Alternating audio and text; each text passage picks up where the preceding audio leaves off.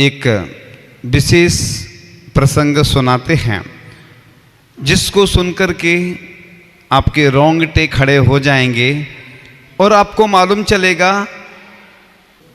जंगल का वह दृश्य था। पद्म पुराण में उल्लेख आता है, जैन धर्म के अनुसार वह रामचंद्र जी ऋषिराज अनेक गुण इंद्र भी कहने में उनके समर्थ नहीं है। वे महामुनीश्वर जगत के त्यागी महाधीर वीर 5 उपवास की प्रतिज्ञा पूर्ण करके 5 उपवास के बाद तो एरिया समिति पूर्वक आहार चर्या के लिए निकल रहे हैं और नंद स्थली नगर में आए। निकलते हुए सूर्य के समान दीप्तिमान जैसे चलते हुए पर्वत ही हों, स्फटिक मणि के समान शुद्ध हृदय उनका है। वे पुरुषोत्तम जैसे मूर्तिवान धर्मी हैं, मानो 3 लोक का आनंद एकत्रित कर राम की मूर्ति ही उत्पन्न हुई हो और महाकांति के प्रभाव से पृथ्वी को पवित्र करते हुए नगर में प्रवेश करने लगे। आप लोग भूल जाते हैं ना, जो यहाँ बोलना चाहिए यहाँ बोलते हैं ना, जब प्रगान करते शुद्धि आहार की यहाँ नहीं बोली जाती, यहाँ आहार लेके आते क्या लोग, बोलते आहार जल शुद्ध है और चौके में भूल जाते मुद्रा छोड़, मुद्रा ये कहलाती है, मुद्रा छोड़ अंजलि बांध आहार ग्रहण कीजिए, ऐसा बोलना पड़ता है ना। अंजलि छोड़ नहीं बोलना, नहीं तो या मुद्रा छोड़ अंजलि जोड़, अंजलि जोड़ते ना, वैसे तो मुद्रा छोड़ अंजलि बांध सामान्य है। आप प्राकृत में भी बोल सकते हैं, संस्कृत में भी बोल सकते हैं, हिंदी में भी बोल सकते हैं, भाषा कोई भी हो, समझ में आना चाहिए। तो लोग अधिकांश वो रटी रटाई भाषा चल रही है, ज़्यादा हो तो लिख लो चिपका लो, उसमें क्या दिक्कत। गलती से बोलने से तो अच्छा है कि देख के बोलो, उसमें कोई हंसेगा थोड़ी कि भैया इसमें ज़रूर गलत बोलते हैं तो उसका तो हाँ। महाकांति के प्रभाव से पृथ्वी को पवित्र करते हुए नगर में प्रवेश करने लगे। उनके रूप को देखकर नगर के सभी लोग आकर्षित होकर परस्पर बताने लगे, ओह देखो यह अनुपम अद्भुत ऐसा आकार सुंदर शरीर जगत में दुर्लभ कभी भी देखने में नहीं आया। एक कोई महापुरुष महासुंदर अपूर्व नर दोनों भुजाएं लटकाए आ रहे हैं। धन्य वह धैर्य, धन्य यह पराक्रम, धन्य यह रूप, धन्य है कांति, धन्य है दीप्ति। देखो कितनी प्रशंसा की जाती है। कोई आता ना, अपन भी अगर किसी मुनि महाराज की, आचार्य भगवान की अगर स्तुति करते हैं, जरूरी नहीं है कि जो पद्य में लिखी वो वैसे ही पढ़ें, गद्य में भी स्तुति कर सकते हैं, शब्दों के द्वारा स्तुति भी की जाती है, वाक्य स्तुति। तो धन्य है शांति, धन्य है निर्मलता, धन्य है निर्ममत्वता। यह कोई मनोहर पुराण पुरुष हैं, इनके समान और कोई नहीं। 4 हाथ जमीन देख जीव रक्षा करते हुए शांत मुद्रा से जैन के यति ऋषि चले आ रहे हैं। ऐसा किनका महाभाग्य होगा जिनके घर यह महापुण्य अधिकारी आहार कर किनको पवित्र करेंगे। देखो कितना सौभाग्य रहता था, कितना लोग हृदय से गदगद होके पड़गाहन करते थे और विशुद्धि उसी में बढ़ती है। अगर मालूम चल जाए कि महाराज जी हमारे यहाँ आना ही है तो विशुद्धि नहीं बढ़ेगी। हम बता देंगे आपको कि हम कल आएंगे, फिक्स कर देते हैं तो विशुद्धि बढ़ेगी। विशुद्धि तभी बढ़ती जब मालूम ही नहीं हो कि अब जाने कौन से महाराज आएंगे। कई बार लोग पहले से प्लानिंग बना देते, घोषणा तक कर देते हैं, और घोषणा नहीं करना चाहिए। कब किसका पुण्य प्रबल होता है उसके अनुसार होता है। तो ऐसे सौभाग्यशाली होते हैं जिनको ऐसे महापुरुषों के चरित्र सुनने का अवसर प्राप्त होता है, उनके कान धन्य हो जाते हैं सुनकर ऐसी महान छवि के बारे में। तो जिनके घर यह मुनि आ लगे, यह इंद्र समान रघुकुल के तिलक पराक्रमी शील के पर्वत श्री रामचंद्र पुरुषोत्तम हैं। इनके दर्शन करने से नेत्र सफल होंगे, मन निर्मल होगा, जन्म पवित्र होगा। शरीर धारण करने का यही फल है जो चारित्र का पालन करे। इस प्रकार नगर के लोग राम मुनीश्वर के दर्शन कर आश्चर्य को प्राप्त हुए। नगर में तपस्वी साधु को पड़गाहन की सुंदर ध्वनि हुई।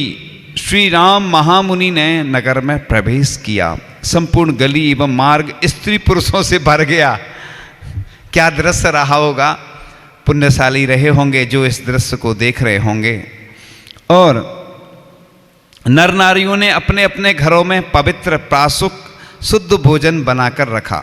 मुनिराज के लिए भोजन नहीं बनाया जाता है। अपन जो भोजन बनाते हैं ये भावना से बनाते, मुनिराज आएंगे हम पड़गान करेंगे, नहीं आएंगे तो विकल्प नहीं करेंगे, है ना, क्योंकि विकल्प करने से कुछ नहीं होना। अपने लिए बनाते अपन, मुनिराज के निमित्त से बनाओगे। एक बार एक महाराज जी ने अंतराय कर दिया। किसी ने बोला महाराज जी आपके लिए बनाया मैंने, महाराज जी ने अंतराय कर दिया, बैठ गए, क्योंकि तुम हमारे निमित्त साधु के निमित्त से बनाओगे तो उद्दिष्ट हो गया। अपने निमित्त से अपने लिए भोजन बनाते इस भावना से कि हम महाराज को दान करेंगे, एक्स्ट्रा बना लेते हैं थोड़ा बहुत। हाँ, तो इस प्रकार से अब और द्वार क्षेपण करने के लिए पवित्र वस्त्र पहन मंगल कलश जल से भरा हाथ में लेकर नमस्कार कहते हैं, स्वामी अत्र तिष्ठो तिष्ठो, आहार जल शुद्ध है। इस प्रकार पड़गाहन करते हुए मन में फूला नहीं समा रहे थे। देखो कितनी खुशी हो रही, एकदम अभी पड़गान हुआ, आहार नहीं हुए, कितनी खुशी की। और हर्षपूर्वक कहते हैं, ये शायद आप लोगों ने सुना भी होगा, इस प्रसंग को पढ़ा भी होगा। और जयवंत हो वो, यह पुण्य के पर्वत आपके तप की वृद्धि हो, आप धर्म के व्रत हो। ऐसे मधुर वाणी से दसों दिशाएं गूंज उठी।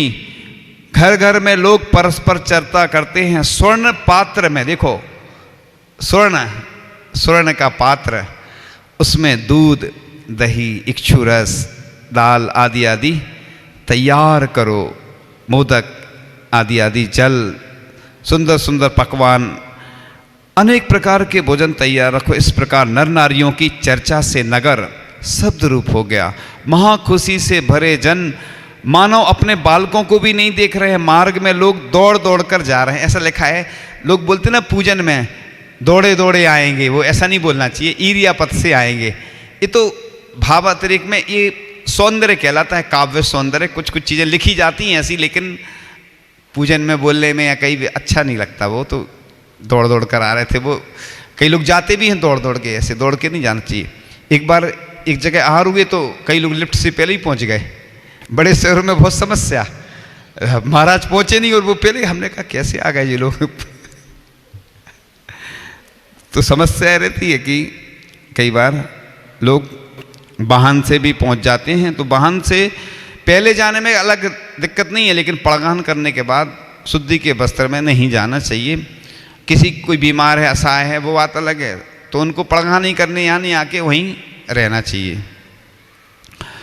तो फिर आगे किसी के धक्के से कोई किसी के धक्के से कोई गिर रहे हैं। ऐसे दौड़ धाम की कोलाहल से हाथी बंधनों को तोड़ नगर में दौड़ने लगे। हाथी भी कितना अच्छा दृश्य, ये हमने पद्म पुराण में पहले पढ़ा होगा, लेकिन अलग से पहली बार ऐसा प्रसंग आपके समक्ष रखा है। हाथी के कपोलों से मत झरने से मार्ग में जल का प्रवाह हो गया। हाथियों के भय से घोड़े खाना छोड़ बंधनों को तोड़ते भागते भागते हींचने लगे। हाथी घोड़ों के भागने से लोग व्याकुल हुए। तब दान में तत्पर राजा कोलाहल शब्दों को सुन राजभवन के ऊपर खड़े होकर दूर से मुनिराज के रूप को देखकर मोहित हुए। राजा को मुनि भक्ति में राग विशेष परंतु विवेक नहीं। अनेक सामंत लोगों को आज्ञा देकर कहा कि दिगंबर मुनिराज पधारे हैं, सो तुम जाकर प्रणाम करके बहुत भक्ति विनय पूर्वक आहार के लिए लेकर आओ। वह सामंत भी मूर्ख जो जाकर चरणों में गिर कहने लगे, हे प्रभु आप राजा के घर भोजन करो, वहाँ महापवित्र स्वादिष्ट सुंदर भोजन है। सामान्य लोगों के घर रूखा नीरस भोजन का आहार आपको लेने योग्य नहीं है। और नगर के लोगों को मना किया कि तुम क्या आहार देना जानते हो? तुम्हारे घरों में साधु के को भोजन क्या मिलेगा? कभी भी पूरे देश के लोगों को मैं बोलना चाह रहा हूँ कि कमेटी वाले ये व्यवस्था नहीं बनाए मुनि संबंधी। हाँ, जहाँ पे अगर हो नहीं रही है तो करें व्यवस्था, लेकिन किसी को मना नहीं करें कि तुम लोग बस 5 महाराज हैं तो 5, 6 हैं महाराज, 6, 10 हैं, इतने से ज़्यादा नहीं लगेंगे। क्षेत्रों पे बात अलग है, कमेटी में के पास व्यवस्था नहीं है कमरे आदि की, तो वो बात अलग है, उसमें दोष नहीं लगता। लेकिन जहाँ पे इतने सारे घर हों उनको मना नहीं करना चाहिए। साधु की अहरचर्या संबंधी कमेटी का कोई नहीं, स्वतंत्र है महाराज, किसी घर में 365 दिन भी जा सकते हैं, ऐसा शास्त्रों में कहीं लिखा नहीं है। ये तो व्यवहार दृष्टि है, तो किसी के यहाँ एक बार भी नहीं हो पाता, किसी के यहाँ 2 बार, 3 बार, 4 बार, 5 बार और भी अधिक बार आहार हो सकता है। ऐसा कोई शास्त्रों में इसका ऐसा नहीं आया है कि नहीं हो सकता। शास्त्रों में ना तो ये लिखा है कि नहीं इन्हीं के यहाँ जाओ, ऐसा भी नहीं लिखा कि एक चौके में इतने बार से ज़्यादा आहार नहीं कर सकते। ये तो व्यवहारिक व्यवस्था है। लोगों में थोड़ी सी जलन सी होने लगती है कि इनके यहाँ ज़्यादा हो गए, हमारे यहाँ हुए नहीं। दान में नहीं बोलते, जैसे और दान होता ना उसमें नहीं बोलते तुमने इतना सारा कर दिया लेकिन आहार दान में पूरे देश में ऐसी विपरीत स्थितियाँ बन जाती हैं, विवाद होने लगते हैं। इसलिए समय रुक सा गया है, सुनो समय रुक गया है ना। हाँ, समझ गए सारे में, समय रुकना नहीं चाहिए, समय को चलते रहना चाहिए। तो समय की बात चल रही थी, आगे चलते हैं। और राजा वहाँ वह क्या बोल रहा है कि रूखा भोजन अन्य जगह मिलता है, राजा के यहाँ भोजन करें। वहाँ पवित्र स्वादिष्ट सुंदर भोजन है, सामान्य लोगों के घर रूखा नीरस भोजन का आहार आपको लेने योग्य नहीं। और नगर के लोगों को मना किया कि क्या तुम आहार देना जानते हो, तुम्हारे घरों में साधु के भोजन क्या मिलेगा। यह वचन सुनकर महामुनिराज अपने को अंतराय जान नगर से निकल वन में गए। इसलिए ऐसा कभी नहीं बोलना जैसे मुनिराज आहार को निकल रहे, नहीं महाराज जी उनके यहाँ चलो, ऐसा करो वैसा जी। पहले आके अपन बता सकते हैं, जानकारी दे सकते हैं, लेकिन कब कौन साधु मुद्रा छोड़ दें, क्योंकि वही हमने बताया ना कि ऐसा उनने बोल दिया उसने, तो उनने मुद्रा छोड़ दी। अब बताओ 5 उपवास की पालना थी और वापस चले गए। ऐसे कर्म आते हैं उदय में। तो तब सभी लोग व्याकुल हुए। वे महापुरुष जिन आज्ञा के प्रतिपालक आचरांग सूत प्रमाण हैं, आचरण उनका, आहार के लिए नगर में आए और अंतराय जान कर नगर से वापस वन में गए। चिद्रूप ध्यान में मग्न कायोत्सर्ग से बैठे। वे अद्भुत अद्वितीय सूर्य समान मुनिराज मन एवं नेत्रों को प्यारे लगे, ऐसा रूप उनका। नगर से बिना आहार किए चले गए। तब सभी लोग दुखी होकर खेद खिन्न हुए। श्री राम मुनियों में श्रेष्ठ पुनः 5 उपवास का नियम किया। बताओ, 5 उपवास के बाद आए थे आहार के लिए और आहार तो हुआ नहीं, फिर से 5 उपवास। और वन में कोई श्रावक शुद्ध आहार देगा तो करेंगे। वन में ही नियम ले लिया उनने। अब क्या नियम लिया कि वन में आहार मिलेगा तो करेंगे, नगर में आहार को नहीं जाएंगे। इस प्रकार कांतारचर्या की प्रतिज्ञा की। एक राजा प्रतिनंद उनको दुष्ट तुरंग अश्व लेकर भाग गया और वह लोगों की दृष्टि से बहुत दूर चला गया। तब राजा की पटरानी प्रभवा अति चिंता करती हुई शीघ्र गमन करने वाले घोड़े पर बैठकर अनेक सैनिकों को साथ ले राजा के पीछे चली और राजा को तुरंग हर कर ले गया। वह वन में सरोवर के कीचड़ में फंस गया, इसीलिए आगे नहीं जा सका। उतने समय में रानी भी वहां पहुंच गई। रानी को देख राजा रानी के पास आए। तब रानी राजा को प्रेम के वचन कहने लगी, हे महाराज, अगर यह अश्व आपको हर कर यहाँ नहीं लाता तो यह नंदनवन एवं मान सरोवर कहाँ देखने को मिलता। तब राजा ने कहा, हे रानी, यह वन यात्रा आपके आने से सफल हुई। इस प्रकार राजा रानी परस्पर प्रेम से युक्त स्नेह की बातें कर सभी सामंतों एवं सखियों सहित सरोवर के किनारे बैठे। पुनः अनेक प्रकार की जल कीड़ा करने वाले आहार के लिए इस तरफ आए। साधु के आहार की क्रिया में प्रवीण राजा मुनिराज को देख प्रसन्नता पूर्वक रानी सहित सन्मुख जाकर नमस्कार कर पड़गाहन करने लगे। कभी भी कोई मुनिराज आते हैं, आपके पास कुछ भी नहीं है तो भी पड़गाहन कर लो और जब तक खबर कर दो व्यवस्था हो जाती है। इसलिए व्रतियों को हमेशा फायदा मिलता है। कभी कोई साधु अचानक आ जाए, जल तो हमेशा रखो ही और सूखे वाले फल रखो, सूखे वाले फल को क्या बोलते हैं इंग्लिश में, समझ गए ना, सूखे फल उसको इंग्लिश में जो बोलते हैं ना। तो इस प्रकार से कुछ चीज़ें हमेशा तैयार रखो। कई लोग क्या करते हैं, जैसे संबे शिखर जी जाते हैं तो पूजन की तरफ गीली कपड़े से पहुँच के उस धूप में सुखा लेते, उधर जल नहीं मिलता है तो उधर पूजन तो हो जाती कम से कम। अष्टद्रव्य बनाना है तो जल से धोना कोई ज़रूरी नहीं है कि जल से धोई, पहले से उसको कपड़े से पहुँच ले। ऐसे ही कई लोग कुछ चीज़ें ऐसी रखते हैं कि कोई मुनिराज अचानक आ गए, कोई त्यागी व्रती आ गया तो कम से कम ऐसे मसालदान में रखते हैं, पूरा दिखा देते हैं वही का वही महाराज को रख देते हैं, तो कई दिन तक काम आता है। जरूरी नहीं है कि पूरा गीला करो डालो, कई लोगों की आदत यही खराब रहती है ना कि पूरा गीला कर देते। अच्छा सूखे रखो उसको बोलते हैं प्रक्षाल करते, जैसे भगवान अंगोछना बोलते हैं, अंगोछी से मतलब कपड़े से, और दिखा दो।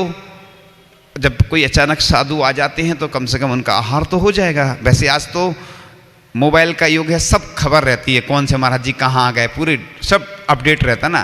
पहले की बात अलग थी, अब तो स्थितियाँ वो नहीं। फिर भी ये आपकी पुण्य वृद्धि में कारण बनेगा। कभी भी कोई अचानक ऐसी स्थिति बनती, कोई चौके से लौटे साधु और उनकी स्थिति नहीं बनती, तो आप कम से कम आहार करवा सकते हैं। ऐसे आचार्य श्री के साथ और भी मुनिराजों के साथ कई बार ऐसे प्रसंग घटित हुए हैं। तो पड़गान का आहार का, चाहे दीपावली हो, चाहे रक्षाबंधन हो, चाहे प्रतिदिन हो, 365 दिन भी अपन पड़गान कर सकते हैं। साधु हों या ना हों, साधु हैं तो बड़ी अच्छी बात कि आपको सौभाग्य मिल सकता है, नहीं भी हैं तो भी जैसे अक्षय तृतीया पे करते ना, है ना, इक्षुरस का किया पाड़ना, आखा तीज महान, जय जय आदिनाथ भगवान।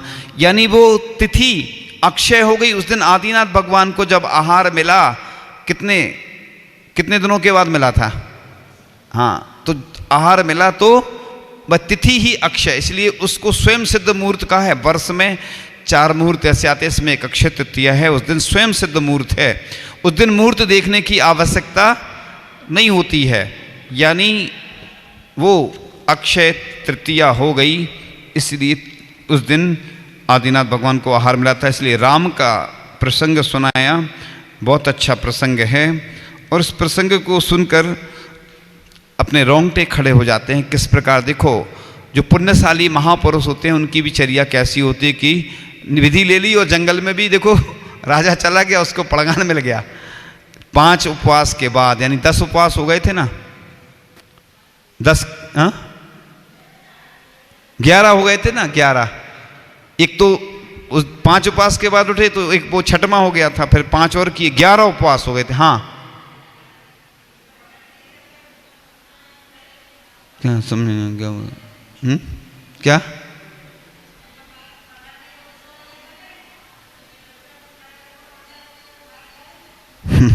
ऐसा नहीं होता ना, एक बार पड़गान हो जाता, कोई लौटेंगे तब दूसरे चौके में जाते हैं। एक चौके से लौटते हैं ना तब दूसरे चौके में जाते हैं, ऐसा नहीं जाते बीच से कि एक ने पड़गा लिया दूसरे, लौटेंगे तब जाएंगे। आचार्य ऋषि का, पूज्य निरापक मुनि श्री समय सागर जी, पूज्य निरापक मुनि श्री युग सागर जी, तीनों का एक चौके का नियम है, वो वृत्ति प्रसंख्यान कहलाता है। आचार्य ऋषि एक चौके से लौटाते तो नहीं जाते, और महाराज जी का ऐसा नियम नहीं रहता है, तो लौटते हैं तभी दूसरे में जाएंगे। ऐसा होता नहीं है कि दूसरे एक से में पड़गान हो गया दूसरे के में चले जाएं। इस प्रकार से यह विषय पूर्ण होता है।